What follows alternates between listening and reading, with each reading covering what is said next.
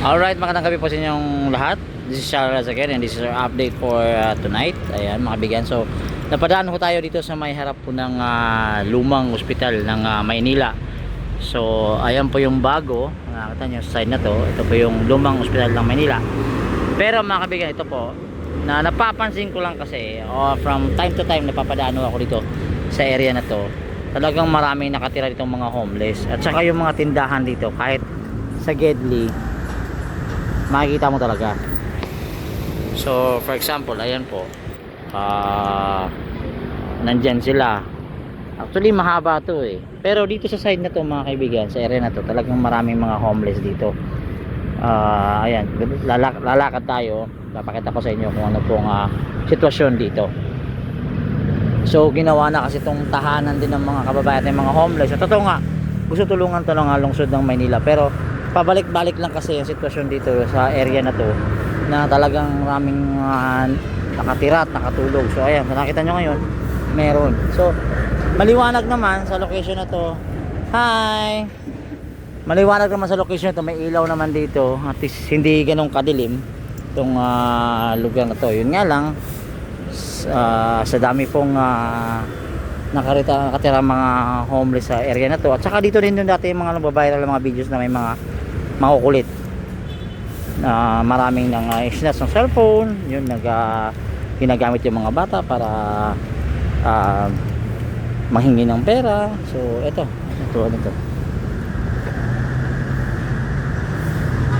So dito sa mga natutulog. So itong lugar na to, actually nag-inauguration, pinalinis pala to nung time na may event dito. So sa ngayon may nakikita ako dyan naglilinis. Yun nga lang, may nagkakalat talaga. So ayan ito po sa kanto ng Del Pilar, Quirino.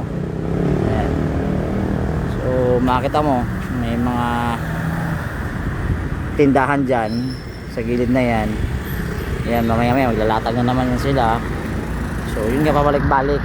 So kulang to kasi ayan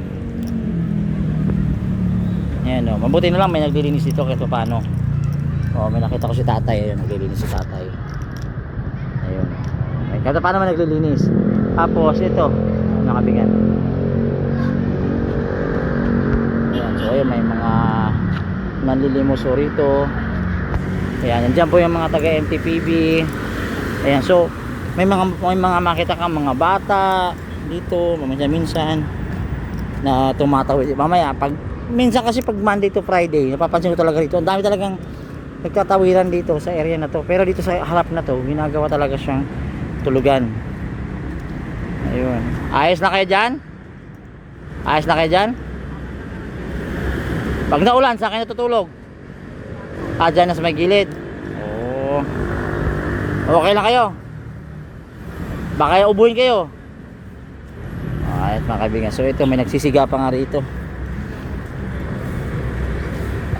Nagsisiga pa nga rito kasi sinusunog tong mga basura, mga dahon. Ayan, mga dahon-dahon.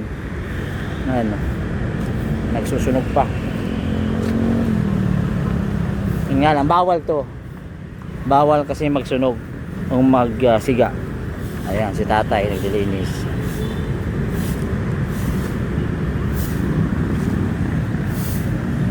Ito, nangangalakal. Dami niyan pre dami niyan. Ano yan, mga puro kalakal, tiyatan sumo. Kalakal lang po. Kalakal lang. Dami mapapagana mo ba yan pare? Napapagana mo ba yan? So again,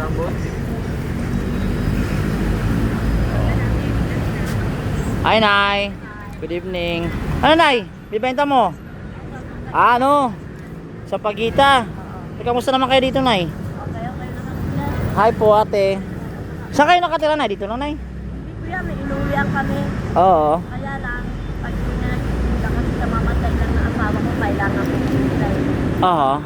Kaya nagtitila ko kayo. So ito yung hanap buhay mo? Opo. Pagbibenta ng Pagita. Kami ibang Pang tustos lang.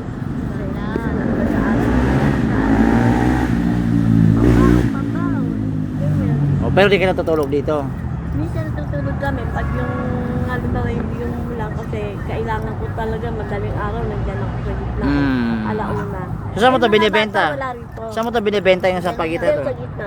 Sa, Ano lang? kalsada po. Hmm. Tapos yung mga apo ko, yung mamaya uuwi na yan. Oo. Kasi hindi ko sila rito pinapatulog. Okay lang ako. Wag Oo. lang mga apo ko. Eh, paano yung katawan mo? Siyempre, may matanda na tayo Wala, na. may sakit ako. Kaya lang wala magagawa kasi wala na rin asawa ko. Mamatay lang itong January. So, ikaw lang talaga nagtataguyod sa pamilya? Hindi yun. Kami ng papa niya. Hmm. Tapos kami ng papa niya kasi Tulungan ng tulungan. umuupa pa ako kami kasi namatay na yung lolo nila. Wala na kami katulong. So, wala talaga kayo may inuupahan naman kayo kato paano? San Pedro po. Tapos Oo. sila sa Pandakan. Sa tita niya nakikita. Pandakan pa? Oo, sa Dapo. Kasi sila nag-aaral sa Lukban. Tapos yun naman high school namin Oo. sa Eris. Dito sa Eris, Santa- ay, sa may Santa Mesa. Oo, dyan. Oo, sa may Santa Yung Mesa. ano- Ang layo nung Opo. Oo, Santa Mesa dyan pa. naman- Dyan naman sila sa Dapo kasi isang ano lang nila. Ngayon, ang eto, dalawa na sila sa Iris. Hi, from Eris ka pala. Hindi ko yan yung isa. Yung ano, Ano? siya, ano na yan. Graduate na yan. Okay. Tapos yung isa naman, yung lalaki, nag-graduate na nito ng elementary, dalawa na sila sa Eris. Oo. Doon na rin. Ayun yung... So, nanay, mag-ingat lang kayo ha, palagi. Nag-ingat naman. Tsaka huwag paulan. Kasi, So, mga kaibigan. Kayo ate, dito kayo nakatira rin. sabay-sabay na. Oo. Basta mag-ingat lang kayo. Kasi ang ginagawa ko nila, pagkagaling nila sa school, dumidiretso sila dito sa akin kasi Oo. pinapakain ko sila. Ngayon, pagdating ng gabi, umuwi na sila. Okay. Ganon. So, ayan, ito yung mga gamit nila din dito. Ako So, po ba sa amin natutulog ako dito kasi may... mabuti nakakaya mo nanay. Opo. Kasi Oo. baka nakawin tong paninda ko eh. Oo. May puhunan dito kasi utang dinuto eh. So, yung yan, utang to. Opo. Yung puhunan na yan. Opo. So, magkano naman puhunan usually yan? Eto, pag Rianal, pumapalo yan sa 1.5. Pumapalo sa 1.5. Opo. Pero Eh, syempre, araw-araw babayaran mo rin yun. Opo, nilulugan ko po. So, minsan dito ka lang talaga tumitira. Opo. Dito natutulog para mas maaga. Opo. Kasi kung malate ka, matraffic pa naman. Wala na yung suki ko, nakalampas Oo. na. Kailangan alauna, alas 2 sa gitna na ako kasi Oo. ang inaabangan ko dyan yung mga entry, yung nagbabiyahe ng Divisoria, nagbabiyahe ng yung mga isda-isda ba. Kaya yun ang hinihintay ko dyan. Oh, basta mag-ingat kay nanay ha. Opo. Oh, ayun mga kaibigan, so ito po, yung Opo, sitwasyon salamat dito. po. Hi ate. Ayan, may artista ho dyan. Artista ba to? Artista? Artistahin ba? Artistahin to? Ano po tayo yan? Saan nag-aaral anak? Sa Pasay? Ah, Pasay pa. O, ikaw ba yung nakatayo doon kanina? O, yung may batang kasama? Oo, artistahin to si ate oh. Ayan yung ano Oo. yung isa. Ako po yan. Sana all. Ako, artistahin din ako noon. Ayan oh, ayan si ate. Ito ikaw ate, ito dito bahay mo. Hindi po, umuwi din po ako tindahan ng tindahan. Ah, so nagpupunta-punta lang kayo dito. Sa parking po, suki ko na yung sa Oo. kape. Sa... Ay, si kuya naman nangangalakal. Kaya Oh, ayan oh. Ayan mga kaibigan, may artistahin rito. Hay, artistahin. Ay, mahihiyain si artistahin. Artistahin, how are you? Ganon. Ay, nahiya Lola. Nahiya oh. Hi. Oh, tumalikod agad. Oh, ayan mga kaibigan.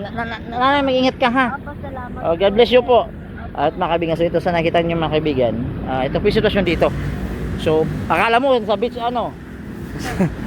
Ayan, so may natutulog po rito. Ayan. Tay, magandang gabi sa'yo. Kamusta ikaw? Parang sipag maglinis ah. Ang sipag maglinis. Ikaw takalinis dito.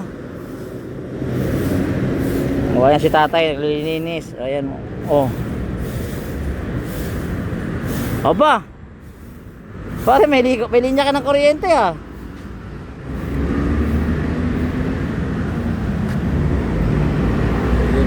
Ano yan? Apa yung pinapagana mo? So may kaibigan, may linya po ng kuryente. Para saan galing yan? Dating ginawa ng ano yan, ginawa ng pag-iwanan ng ano, pag-iwanan ng dating ano, linya yun yan, napag-iwanan lang. Alin niya dito. Tapos, ano yan, ginagamit na. Nagamit na. Oh, okay.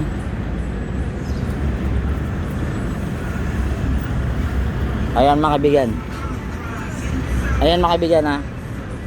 May jumper dito. Ayun oh. Parang Yorme oh.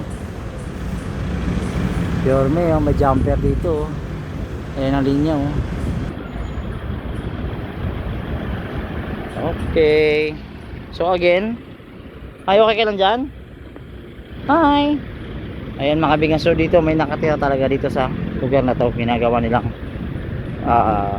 bahay dito. So again mga kaibigan, hindi naman po tama na ginagamit po yung kuryente na yan dahil sa public property po yan, sa government property. So again mga kaibigan, ito yung update natin sa side na to, pero mas marami pa makikita dito pag araw ng Monday to Friday. Ayan mga kaibigan, so ingat po tayo. God bless po. This is Charles Reds, magandang gabi po.